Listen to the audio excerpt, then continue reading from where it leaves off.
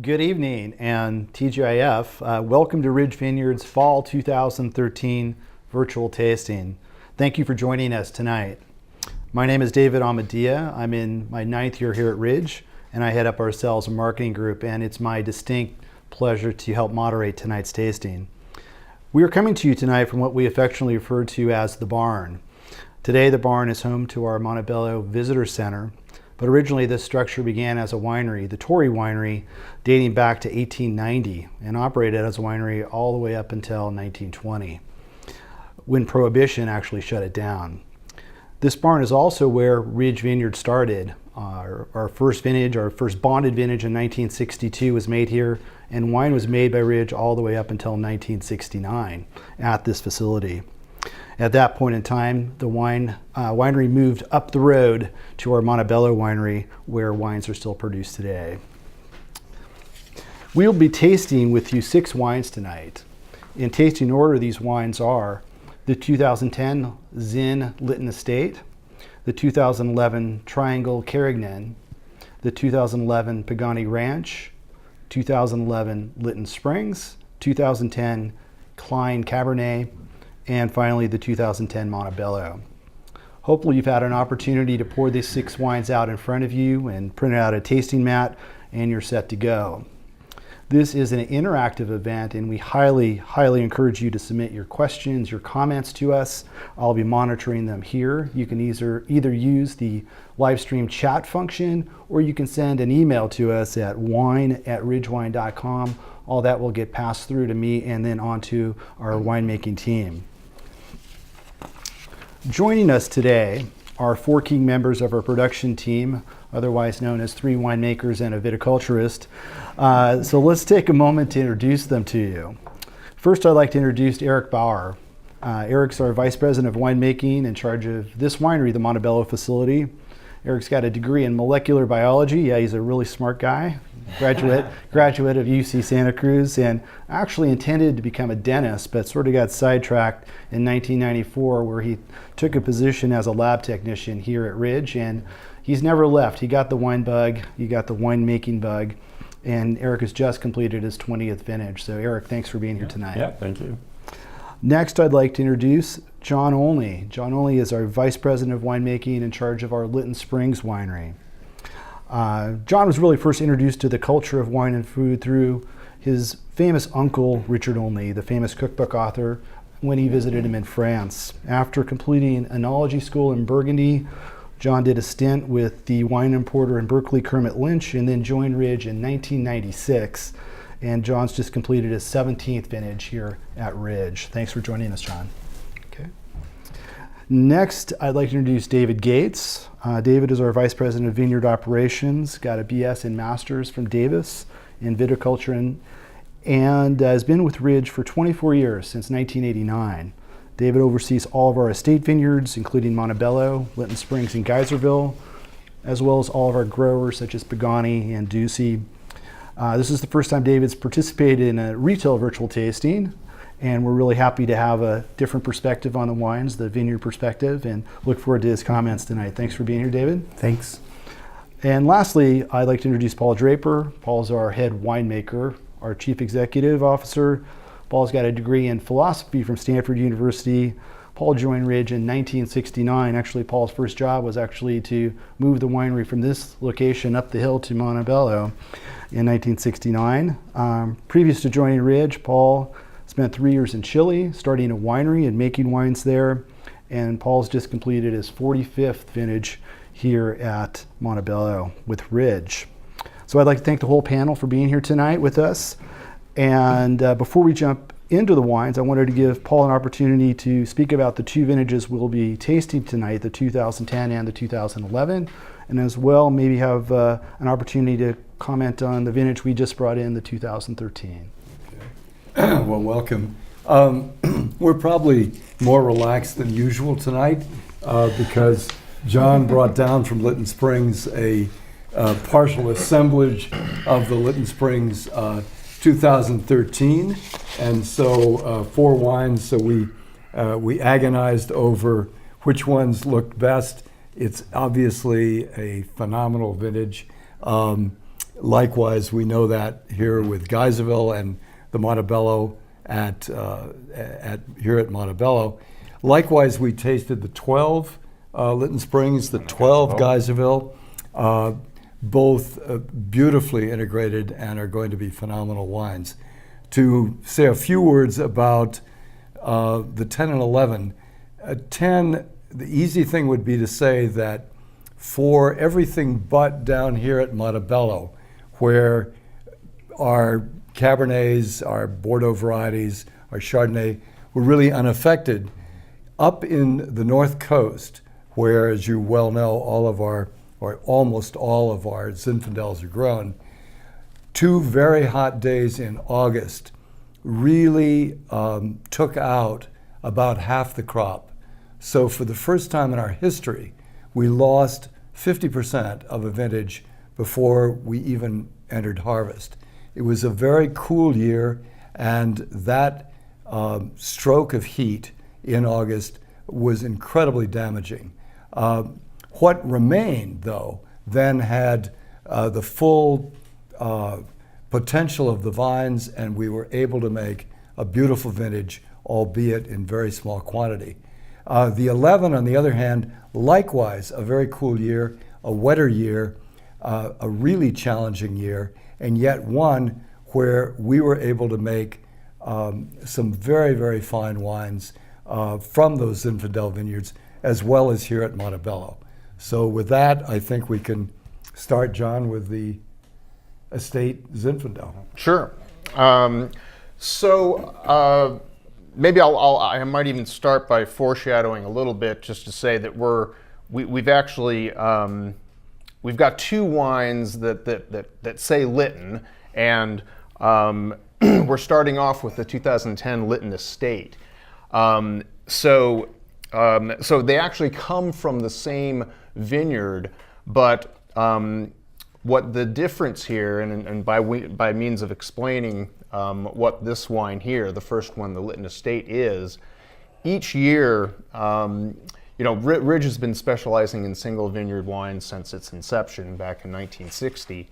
But even though Ridge makes single vineyard wines, each one of our vineyards, when we harvest them, we harvest each parcel separately. So in the case of, for example, Lytton Springs, we have up to 30 sub-parcels. So we harvest each one separately.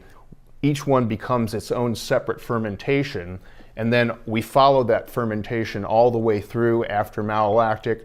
We taste these fermentations now turned into wine. After malolactic fermentation, we taste them blind, select out which ones we feel are really have the best character for example, the Lytton Springs. And in some years, there may be years where we feel a certain block really is best left on its own because it's a little riper, it has a little more structure, whatever the case may be. And that was the case in 2010, primarily based on the structure of the wine. This wine actually comes from the oldest part of Lytton Springs. It comes from the hills. If you've been to the winery at Lytton Springs and ever looked out, you can see the hills right outside the winery.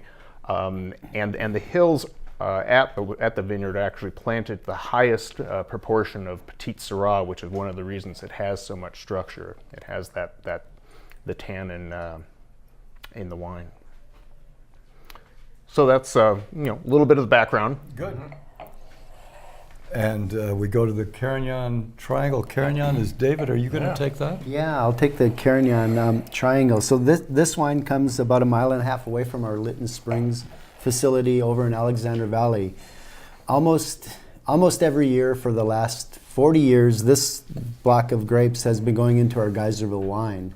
In 2011, because it was such a bountiful year for Zinfandel and Carignan, we ended up with a little bit extra Carignan, and this old block of Triangle Carignan planted in the 1890s was so exceptional that Eric decided to keep it separate as an ATP wine, which is coming out, soon, either now or this month, I think. Yeah. So it's a great treat to taste it.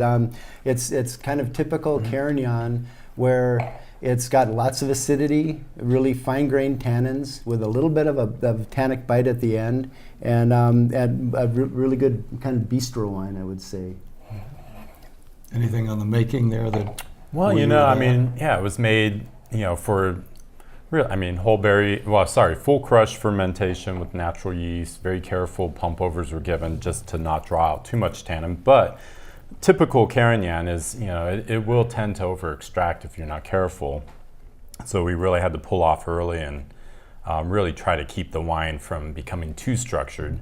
But, you know, in our assessment as we were tasting all the different lots for the Geyserville, you know, all the other Carignans were selected first. This was the last to be tasted, and it just, our opinion, it brought too much structure, made the Geyserville a little too serious. So we decided to hold it out and keep it in its own barrels and follow it throughout the year of barrel aging. And by taste, we really decided that, you know, it was worthy of its bottling for ATP as the tannins really resolved fully, and it really does showcase a beautiful, complex fruit of really old Carignan vines. So, Eric and David, I mean, I love Carignan. I love our Carignan, but it is a grape. It's a variety that gets very little respect. It's like the Rodney Dangerfield of varieties out there. Why is it? Why does it not get very much respect amongst connoisseurs in the wine world? Let me add one thing. Yeah. Eric just said that the problem here is that it could have added too much structure Okay. to the Montebello, and yet internationally people would say Carignan, Yeah, structure. structured. They would have said, Which it's is typical too of unnatural. younger That's vine right. Carignan There will you be go. softer, easier, maybe not all that complex in fruit, but these are 120-year-old vines, Yeah. so this is pretty special fruit. Yeah. And it is often very susceptible to over-extracting and becoming a very serious dark wine. So you need to wait 120 years You to make a great do. wine. Unfortunately, you have You have to be wait. very patient. Yeah. Very- I think it's also typically Carignan is typically a blending varietal, and I think people drink a lot more Carignan than they may realize because it's Exactly. frequently That's frequently That's a good hidden point. in a lot of what. Pre-Prohibition, Carignan probably made up about 25% of the planted black grape acreage Yeah. in California. Zinfandel was probably maybe 30%. Yeah. Mataro or Mourvedre was, you know, possibly again 25 or so percent, and with the balance being other varieties like Petit Syrah, Alicante Boucher, something like that. So Yeah, absolutely. now in Sonoma County, there are about 300 acres of Carignan in the ground, and most of that very old. Most of it And a lot of it concentrated right around Geyserville, right? Absolutely, Yeah. yes, yeah. And I think to your point, David, is that there's a lot of Carignan being consumed today. And to your point, John, in Zinfandel, but it's just not even labeled. Yeah. People are drinking Right. a lot of Carignan in Zinfandel, and they don't even know it's Not there. just Zinfandel, David. And a lot of A lot of things. stuff, yeah. Mystery grape, right? And having said that, also I think and there's really there's probably not that many places where Carignan, as a single varietal, does that so well that it warrants being held out as a single varietal. But, Now, one thing quickly to say though is that our history with Carignan, and we've bottled the other old vines at Geyserville, the Whitten Ranch, Yeah, from the early 90s. even older, 1880s kind of thing. They have been at their best in the first 7 years. They are not. I mean, whereas as we just saw the other day, tasting a 73 Lytton Springs, 40 years old, that was just absolutely fantastic. Carignan is not going to do that. As a complement to Zinfandel, yes, but on its own, it really is at its best in the first 7-8 years. I think that's Yeah. true. Yeah. So here, let's pepper you with a couple of questions here now for the panel. So, Paul, let me direct the first one to you. It's an interesting question. What is the future of Zin at Ridge? And then it's followed up with flagship product or question mark. Oh, listen. Admittedly, Ridge began making the Montebello Cabernet and a small amount of the Montebello Chardonnay. A few years later, we started with our first Zinfandel, actually from the base of the mountain, and then just in 1966, our first Geyserville. It is what? It is my other great love, and I'm sure it's the two great loves of everybody sitting here are the two principal groups of varietals we make. It is absolutely now and I won't say forever, into the distant future, always going to be that piece of ridge, and no danger there. We are, as maybe the person asking the question knows, we're finally able to get control of more of the abandoned blocks that were abandoned in Prohibition here on Montebello to plant back to the Bordeaux varieties. They've been completely fallowed, abandoned since 1920, but our quantity very slowly of the estate and the Montebello will be increasing. That is not going to affect the major Zinfandels we make. So Zin's part of our 50-year plan. It's part of it our is, 50-year plan. Yeah. Let's hope so. We're yeah. 50 years old. That 100-year plan definitely includes these wines. And John, I'll throw this question to you. Is Ridge still using mostly American oak barrels? Yes. Okay. We're showing this. Yes, we are. Okay. So let's move to the third wine, which is the 11 Pagani Ranch. And David, I'll have you take the lead on this one too. Thank you, David. So the Pagani comes from Sonoma Valley. So we're south. We are south of Santa Rosa toward the town of Sonoma. Very different climate. The Pagani Ranch is typically one of the last Zinfandels that we harvest. One of the last vineyards that we harvest that has Zinfandel in it, and that was no exception in 2011. In fact, it was scheduled to rain that day on a Monday that we harvested in 2011, and it did rain that day. Of course, we were picking until the crew, which had been picking for about 3 weeks straight, night and day, pretty much, just couldn't take it anymore. I think it was about 1 o'clock in the afternoon. Everybody was soaking wet, including some of the grapes, and we finally said, "That's it. We'll get it in." We got all the ripe Zin off. We left the Alicante Bouschet, which makes up a large percentage of the vines here in our Pagani, and came back and got them after they had dried out. It was the best part about that day was there were two things. One, getting the grapes in and on the trucks on the tarped and on the road, and the second one was going to Juanita and having a bowl of tortilla soup to try to warm up. To warm up. In your wet clothes. In my wet clothes, sopping wet. Yeah, that was fun. So Pagani, because it is a late ripening Zin vineyard with a large percentage of Alicante in it, and from a very cool region, it has a distinct flavor. I kind of call it's Zinfandel on the wild side. That's kind of the way I like it. It's got very good structure, always, and usually very good acidity. Maybe some of the best acidity of our Zins. Good. Yeah. It's definitely a wine that stands out in a blind tasting. Yes. I mean, particularly in a lineup of Zin. I mean, it really is distinctive, isn't it, David? Absolutely. Yeah. And that's probably, it's not just where it's grown and how it's grown. The same family's been growing it since 1902 or 1903 when the Pagani family purchased the property.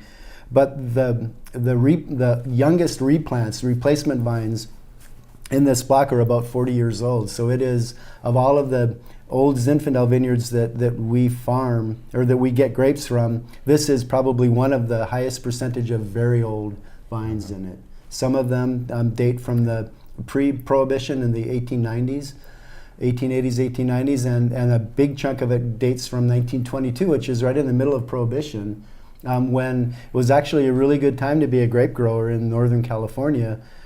Because of the home winemaking boom which was one of the unforeseen consequences of Prohibition. Yeah. And that's when they planted several large blocks of Alicante Bouschet.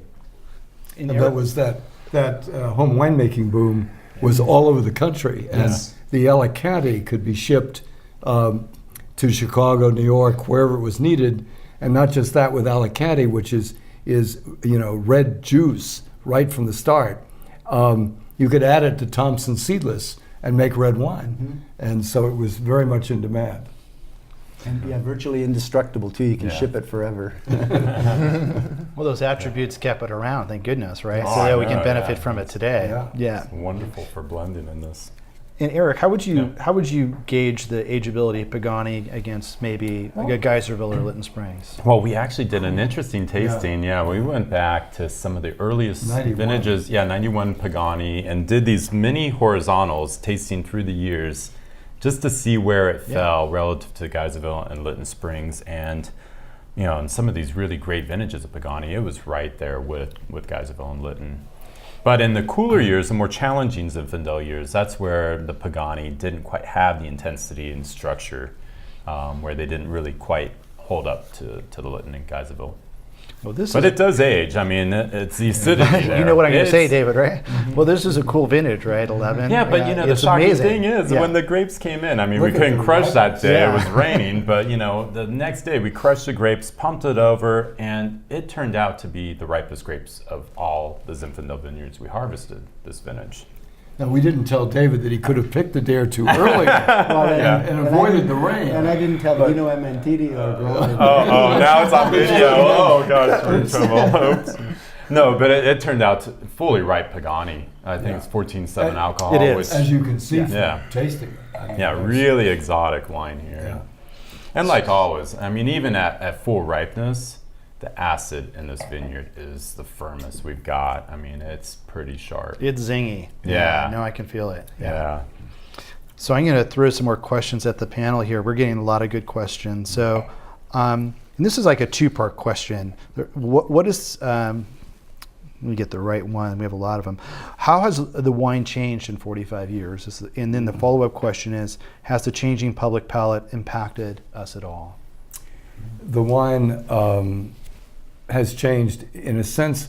The approach has changed very little in these years, but what we've been able to do is to really understand this traditional approach and adjust it to the character quality of the fruit in each year.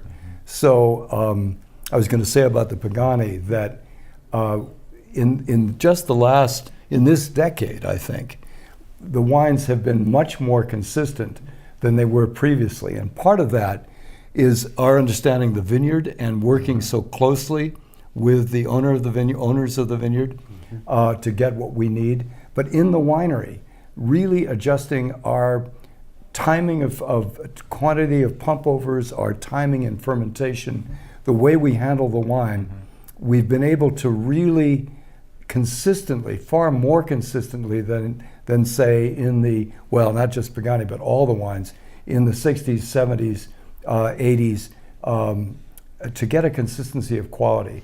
That is to get, not to see those great years and those good years, Right. but to really see a much more consistent level of excellence. So things have not changed that much. We've learned so much. Our analytical capability is so much greater than it was.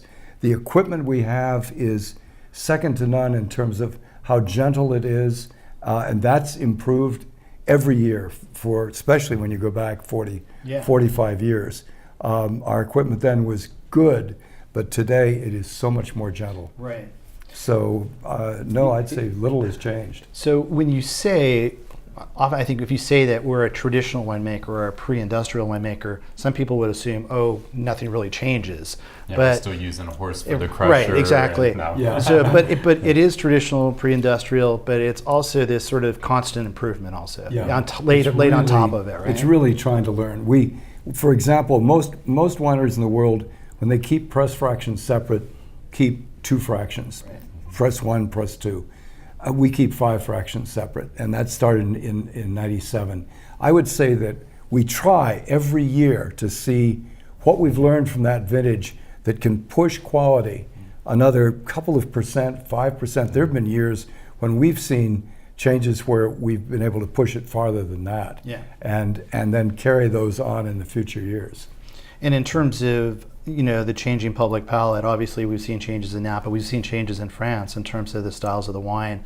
How has that impacted us? Well, I would say this. I was just invited to speak at a Napa Valley Growers Association on on what it would be, how it's possible to make wines that are not so high in alcohol, that are balanced and that appealing. And they asked, the question to me directly was, how did you guys avoid the pressure to go to high alcohol wines in '97? And it's simply that we've always been able to make the wines that we enjoy drinking. There's never been market pressure or pressure here at Ridge in any way to tell us that we should do anything other than make the wines that we think, that we enjoy and that we think are some of the finest. So we simply didn't change our approach to winemaking, either in that ripeness factor that came in and therefore meant higher alcohol, or in all of the modern additives and concentrates and processing machinery that has become part of a modern winemaker's tool belt. And so that, we knew what we'd made, what we could make, and that's where we've stayed. And I think we have to thank the people in the audience for sticking with us through that, right? You can say that at times, we've certainly talked about the fact that we have a niche audience for what we think of as very fine wine, but certainly there are other styles out there that are very popular. And Paul, David, if I could add one other thing on that, is that Ridge started at a time, it was kind of the second wave of startup wineries after Prohibition. When the partners hired Paul, got serious and hired Paul, they were able to search out some of the best vineyards throughout the state, and they zeroed in on some of the best vineyards. Well, they also got incredibly lucky that they landed on one of the best vineyard sites at the beginning. But that's something that's really difficult to do now. If you're going to start up and say, where would I get source grapes for a winery? And that's been something where Paul was able to experiment with grapes from all over and figure out, especially on Zinfandel, what worked, and then zero in on it and be able to purchase Lytton Springs and lease and control Geyserville. So. Well, within the industry over the last week, there's been a huge amount of buzz and press because of a article that basically said there's a looming shortage of grapes coming. But I think the reality is there is a looming shortage, but it's a shortage of fine wine. Absolutely. For exactly the reasons you're talking about, David. I think because the great vineyard sites have been found out and they're limited. But the demand for those wines continues to grow. So it'll be interesting to watch. I'll probably be wrong on that, but that's my worst guess or best guess or something. David, having seen that same article, I would assume that the vineyards that have been lost were not the finest vineyards, but just what you said, that the finest vineyards haven't. Well, let me put it this way: there are more fine vineyards out there than have been identified, because either people are cropping them too heavily, or the techniques they're using to make the wine are not making fine wine, and they could. And that's where we get on the soapbox and say, hey guys, you really could make finer wine than you are. Well, that sounds like an opportunity, though. Yeah. Okay. Good. Well, we should probably move on to our next wine. It was a good discussion. And let's see, our next wine is the 11 Lytton Springs, John. So why don't we go with that? All right. Okay.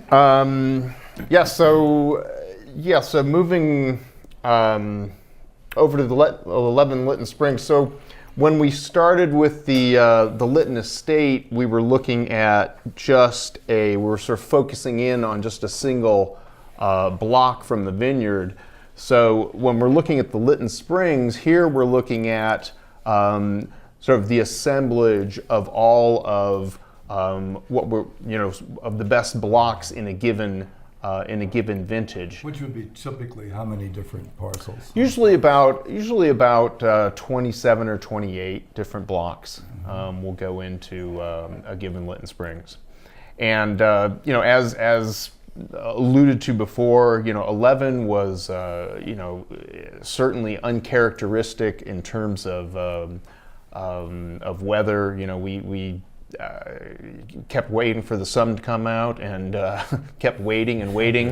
And in Sonoma, we're used to lots of sunshine, too much sunshine, And with Zinn, the one thing, in Zinfandel, we're again, sort of in talking about winemaking and the way we make wine. Ridge has never been out to try to make the high alcohol style of Zinfandel, and if anything, we're typically a little worried about maybe a little too much sunshine. So here we were in 11, just cloudy, waiting and waiting and waiting. Fog, Yeah, August and September. So, the challenge really in 2011 was really it came down really more to the selection process and really choosing really the top lots here. And there's a little less Carignan in the blend this year because it just Carignan is something that needs a little more sunshine to get ripe, so that didn't make it into the blend. And I get what I really like in the 11 so far as it's progressing. There's a little more sort of, it gets into sort of the red fruit spectrum. I mean, we usually associate Lytton, or here at the winery, sort of more of the darker fruit, but it has a little more sort of that black cherry to it for me, and I think that may be associated a little bit more with the vintage, but sort of where it is right now. So this is a question that sort of feeds right into what you were speaking about there, John. It says, how do we maintain consistency given so many producers have big ups and downs, and particularly in a more challenging vintage like Levin? How do we maintain that quality? If I had, I mean, there's obviously there's a lot. There's many things. Yeah. I was going to say it starts in the vineyard. It starts in the vineyard. It starts with, I think the long-term, vision that Paul's had in terms of gaining control of the vineyard. So we have control of the farming. Getting to the winery. I mean, if I had to just, if I was forced to just, in a word, I think the selection process. Being very rigorous in terms of your selection and being willing to say, no, we're going to put that aside. We're just going to put the absolute best blocks in for our top wines. Because we talked about the 10 was short because of the weather conditions, cutting off, destroying half the crop. 11, again, incredibly short year, but mainly because of selection. Mm-hmm. That is, we simply don't allow a wine to be bottled under these names. We're simply not going to put it out if it isn't absolutely a fine example of that vineyard. Right. And the only way to do that is selection. So theoretically, we could have made twice as much Lytton as this. Of much lower quality. Yeah. Okay. So that's certainly the answer to that question. Some other of these questions coming through there. We have a lot of good questions. So I want to get to some of these. This was a question for you, Paul. Does Paul believe the philosophy and direction of the winery remains similar to the philosophy of the original founding members of Ridge? Yes, in the sense that you've got to remember these guys were top scientists at Stanford Research Institute. Charlie Rosen, head of robotics for 30 years, Hugh Crane, and all the history books for the beginnings of the computer, Dave Benyon in magnetics. And they really were the ones that set the tone. Well, the reason they were willing to take me on as a traditional, someone using traditional techniques, was that's what interested them most. They didn't have the experience that I had, or hadn't even read the pre-prohibition traditional technique, tomes on how you do this. But their approach was so straightforward because they were affected by this idea in Silicon Valley and a great book called High Tech, High Touch, which was the more you go off into that virtual world, the more you need to have your feet on the ground, somehow in the earth, in the seasons, in reality. And for them, that was wine, was that really making this this real style of wine using the natural yeast, the natural malolactic, no additives, no processing, was really the corrective for the high-tech world that they lived in, and was what was so important to them. So in that sense, even though they didn't have the experience, the reason I joined Ridge, David alluded to it, I tasted the 62 and 64 Montebellos that they had made. And those were two of the finest wines made for me, and I had tasted a lot, in California, finest Cabernets, made in California since the late 30s, when people like La Cuesta, Inglenook, and others were still making Cabernet traditionally, and which were great wines. But with modern techniques, the quality, the style, the complexity, the depth of the wine changed. And that 62 and 64 were so good, I said, okay, these guys did nothing. They didn't get in the way. The barrels were neutral, and yet here were two absolutely great Cabernets. And I said, it has to be this site, as David said. We were so lucky to have this. Well, the grapes had been here originally since the 1860s. Right. So, 1880s. So they had a history, and yet this was the place. So we've had tremendous advantage. So the founders, the Cranes, the Binions, they were so involved in this world, this virtual world, that this was their reconnection with reality to come here. That's fascinating. So another good question here is really it's about where should consumers go to read? Who do you suggest in terms of critics, journals today that are really people that you trust, that you believe in? I'll start by, without talking about critics, just an introductory book, which even though, I may not need introductory books, or may think I don't, this was a really good book for me. And it's Matt Kramer, Making Sense of Wine. Yeah.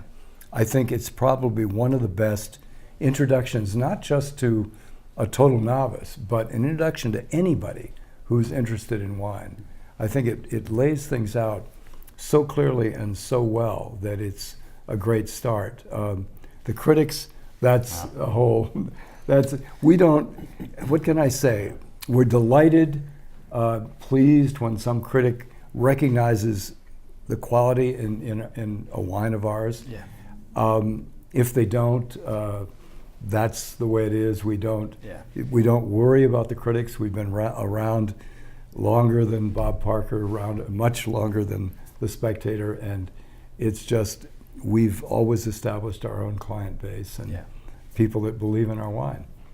Yeah, it's hard being a consumer though, because people are interested, they're desperate for knowledge, they're desperate for direction, so it is, I sympathize with them, because there's literally thousands of wines out there to try to sort your way through, right?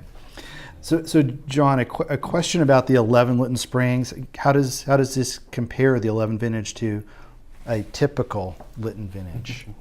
Typical Lytton. Is there such a thing, right? Well, yeah, each one's unique, but I would say the way that the 11 is unique is that because it was a cooler year, it's a little more austere in terms of the structure. It's not quite. It doesn't have quite, as I mentioned, sort of the fruit tends more towards the red spectrum. So it's not. It doesn't have that sort of black mineral kind of almost like a Southern Rhone kind of character that's more typical of Lytton Springs. I think it's in a way a little more sort of an elegant vintage at this stage. But I think it's still pretty young too. It's going to evolve and change quite a bit. So just released, really. Yeah, exactly. September 1st. It's got great definition. It really is. Yeah, I think that's actually a really good way. It's very focused and even an elegant vintage of Lytton is still going to age for a very long time. Yeah. With that acidity and freshness. Oh yeah. Well, and then let's talk in a year. Okay. Right. All right. So let's move to our fifth wine and get Eric involved here in the last two wines Eric's going to talk to us about. These are from the mountain here. So the 2010 Klein Cabernet Sauvignon. Yeah, so this is from, well, it's part of the Historic Vineyard series. Yes. This year's selection of that wine came from the Klein Vineyard, which is at about 2,000 foot elevation on the mountain here. It's from a single parcel called La Casita, because there's a little house there. The vines are, planted in 98. 98, yes. And so they've got some age on them now. The 2010 vintage was a cool one, as Paul mentioned. Here in the Santa Cruz Mountains, we were above most of the fog, which was coming into the north coast. So we had sunshine, but we didn't have necessarily warm days. But we were dry, and it was a long season. So we ended up picking most of our Cabernet in the last part of October, going into early November. And we picked before the horrendous. Yeah, I mean, we ended up, rain. we were kind of picking in and around storms. But really, middle of October, we had 2 solid weeks of just beautiful weather here, 80 to 85 degree days. And that's really what you want in a growing season, is that late season heat. It really helps bring the flavors up. We pick everything here by taste, so hiking through the blocks, getting berry samples, we make the picking decisions by bringing the bags of grapes back to the lab, mashing them up, tasting the juice, and deciding whether to pick. And normally here we can pick off at pretty moderate levels of ripeness, where we're in anywhere between 12 and 13% alcohol and have full color, full ripeness. And in 2010, being one of these nice, cool, long growing seasons, we were able to pull that off and make an amazing wine with some good structure. You know, the 10s have some pretty decent tannin structure, as expected. This is 100% Cabernet Sauvignon.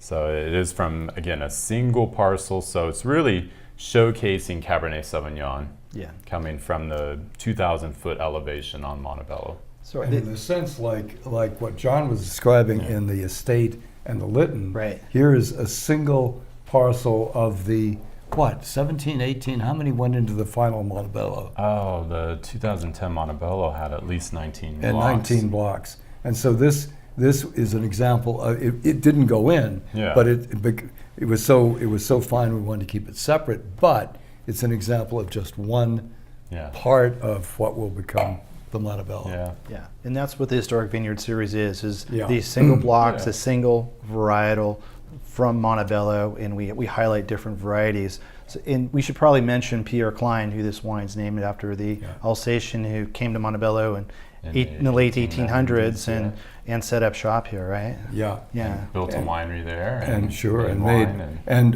some of the sent it finest off cab. to Bordeaux and to the Paris Exposition, and won a gold medal back in 1900? 1900, Yeah, yeah. 1900 for his Cabernet.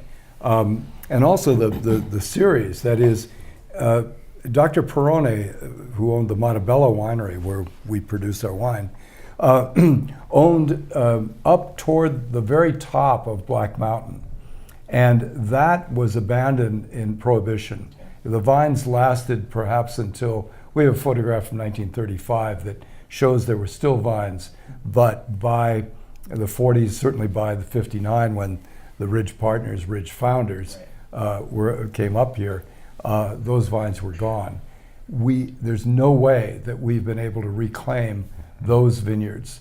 They belong to an open space district, and it's completely dedicated.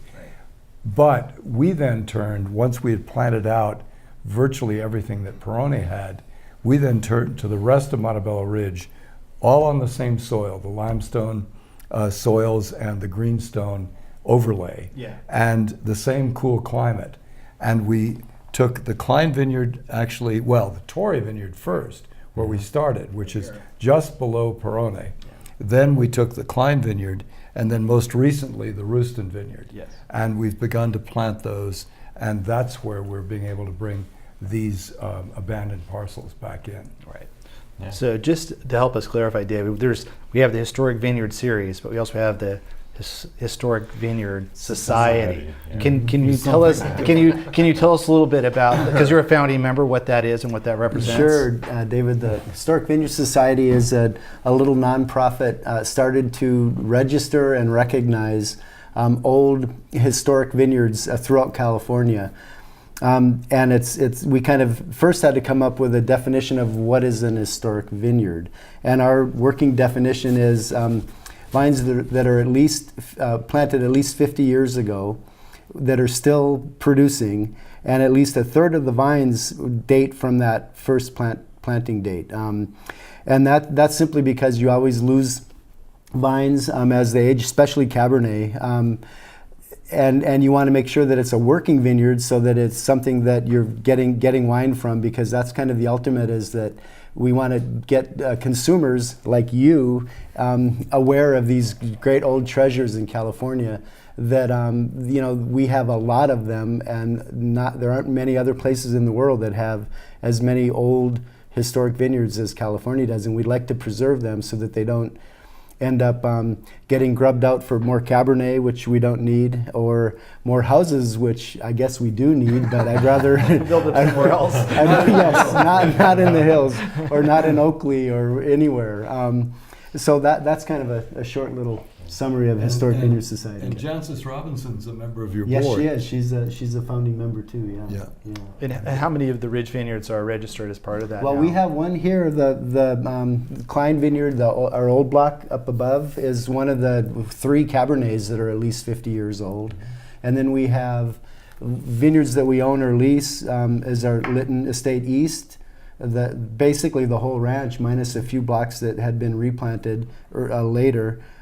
Several blocks at Lytton West. And we have, next year, I believe we have a birthday coming up for the couple of our blocks. So we'll have a little party or something. And they'll be able to join? Yes, they'll be able to join. The Witten Ranch has the Old Patch as part of it. The Triangle Carignan, glass number 2, is one of them. Stan Buchignani, it's another ATP wine. Yeah. Zinfandel and Carignan. We have quite a few. We're really lucky that way. Okay. Pagani, another one, glass number 3. So Yes.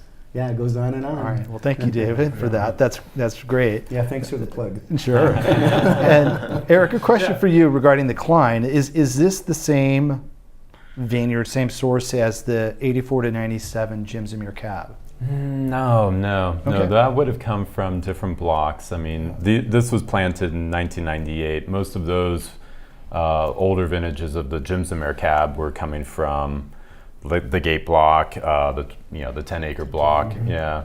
Okay. So some of the established So blocks that were a planted little bit in the further 70s. down the mountain? Yes, a A little bit. little bit Not lower? by much, but just Slightly a little lower? bit. Yeah. Okay. What, Well, and also- 1350, 1400 at the Gate block. Yeah, that's Yeah. the lowest elevation. 1300 The feet. 10 acre is about 1850, 1900 Yeah. feet. So. 1900. But also different clone of cab than, Yes, oh yeah. than what Yeah, we both, have here. both, This yes. is the old historic clone, the La Cuesta. Cuesta. Yeah, La Cuesta clone. Okay. Yeah. Well, I'm jumping around a little bit. I apologize, but we get some really interesting questions. And John, can you comment on the Primitivo that's planted at Lytton Springs and where that came from and what that's all about? Well, in was it 2001, David, that we planted that? Yes. Yeah, in 2001, over at our Lytton West, so the to the west of Lytton Springs, our vineyard, we planted a block to Primitivo, and began in 2007. We made our first wine, which we released as an ATP from it.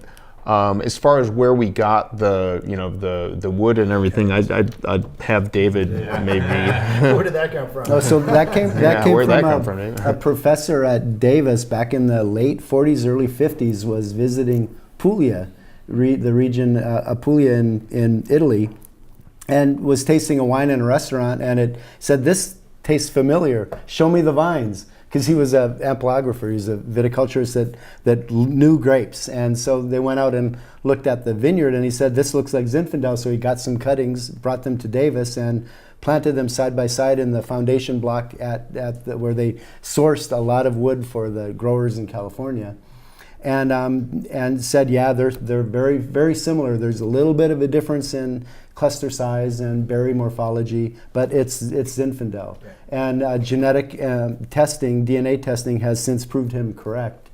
And so it's basically a clone of Zin. Or as the Italians in Puglia would say, it's the Zinza Cluna Primitivo.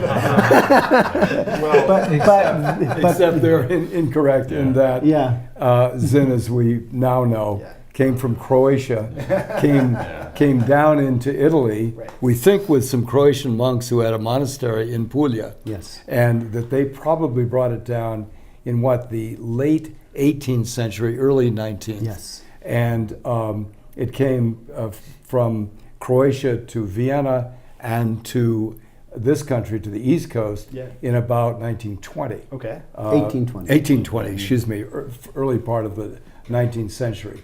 And so we got the grapes, so to speak, from Croatia a little later than the Italians did, but the source is Croatia, not Southern Italy. And the same professor who, when he was in Italy and spotted it, when they talked to the growers, they said, oh, it's a foreign grape, straniero. It's not an Italian variety. And sure enough, when they did the genetic fingerprinting, all of the genetic family was in Croatia. None of it was in Italy. So that's the origin. That was the origin. So now that we've, for over 10 years, been growing the Primitivo and making a wine from it, I mean, what are there any significant differences from Zinfandel in terms of the style of the wine or how the grape grows? I'll ask David about how the grape grows, and I'll ask John about how the wine tastes. So the grape grows, the clone of Primitivo that we have grows the same as our Zin. It can be a little bit subject to a little bit more shatter. So you can end up with more of a fluctuation in crop level, Okay. Based year to year. So it takes a little bit finer touch up on it, so that it is not necessarily prone to overcropping as much as some of our other clones of Zin that we have. But you do have to watch it if it can shatter pretty badly if we have a rain right at bloom. Okay. Otherwise, it's the same. Okay. Yeah, I've noticed that too. I think it has the looser clusters. So once you get it in the fermenter, I think you get a little more concentrated color extraction, and just a really nice, sort of like almost a blue kind of a fruit to it. That's a little, just slightly different than your more typical, raspberry Zin kind of. So it's just a little bit of variation on the theme, but it is just a little different. A little different. Yeah. Okay. Good. So Eric, why don't we? Yeah. Thank you, John. Why don't we move to the last one here, the 2010 the Montebello? Yeah, just released. And so this is the assemblage of all, we vinify all the different vineyard parcels here separately and put them to barrel, let them finish their natural malolactics in their own separate groups of barrels, and then we pull barrel samples, blind taste, I set up the flights, even number of glasses. We go through, we're tasting Cab against Merlot, against Petit Verdot and Franc, giving every variety and every vineyard parcel a clear chance to be in the blend. And we went through that rigorous tasting to select ultimately the 19 parcels that make up this wine that come together as a full complete blend of all the 4 grapes that we grow here. Okay. So being a cool year, I mean, the variety that has probably the biggest struggle ripening is the Petit Verdot. And it still managed to get fully ripe in this vintage. In we a had cool to drop vintage. half the crop though and lay down the reflective, the extend days reflective material. That helped the grapes get fully ripe. And Cab Franc is another challenging variety. It's in this vintage here, we were actually able to bring in the young vines. For the first time. Yeah, and it added a nice exotic note to the blend. So where do you put the 2010 vintage? What vintages is it similar to you, Eric, in terms of in the past? Gosh, I mean, it's kind of 1990-ish in character. I mean, we've been tasting it a lot lately. Yeah. As we've been looking at the 11, and it's got some good structure. Yeah. It's got some really dark fruit. The oak has integrated so nicely in it. It does remind me a lot of a young 1990 type vintage of Montebello. Definitely is concentrated and deep, Yeah. isn't it? Yeah. But And it's got those really nice coating tannins. Yes. So Yeah. But the complexity and the aromatics are a little step up of the 90 when it was Yeah. this And age. I think in terms of aging, it will age even further than the 90. It's Yeah, but the moving 90s on. aging so nicely So it is. now. I know. I mean, so then maybe the next vintage to consider could be maybe, 96. Well, that was a pretty good vintage. Yeah, because it has almost that same tone of fruit, Yeah. Yeah. and that kind of the tannins being really kind of dense and, Yeah. and velvety. It's a beautiful wine. Yeah. So can I? Am I? I mean, I allowed would to ask hope a it would question? be. Yeah, Or- go ahead. How, Dave, ma- of how many course. bottles of 96 do you have left, Eric? Why do you want some? No, I have this problem with We all drinking do. my Montebellos maybe a little too soon. Yeah. I try to bury them so deep that I Yeah. can't get to them, but still, yeah, I've got maybe The 2 bottles. 96 was so delicious So nice. as a young was, wine yeah. that it was. We've stopped tasting it, as you well know, I know. here at Montebello because we just drank up our reserve, you know, kind There's of not thing. much So- left. Yeah. And so Well, we didn't make much. No, I mean, it we was got a small hit during vintage. bloom, so Yeah. I mean, there was Yeah. just, less than 1 ton per acre that year. yeah. Now in 2010, we ended up with a more normal yield. I mean, we have, I think, about 1.4 tons an acre. Yeah, we went a up little from bit more. 1 ton to 1.4 tons. Yeah. Yeah. Good. A couple last questions before we sign off. Some good ones here. Eric, how does the assemblage process differ in Montebello from Zinfandel? Well, we wait with the cabs. We do a later assemblage. During the harvest, we can generally begin tasting the lots of Zinfandel to begin making the assemblages because the wines generally aren't that tannic. You know, Zin is not a highly tannic variety like the Bordeaux varietals. Okay. So generally, we can taste and really get a good assessment of the tannin structure.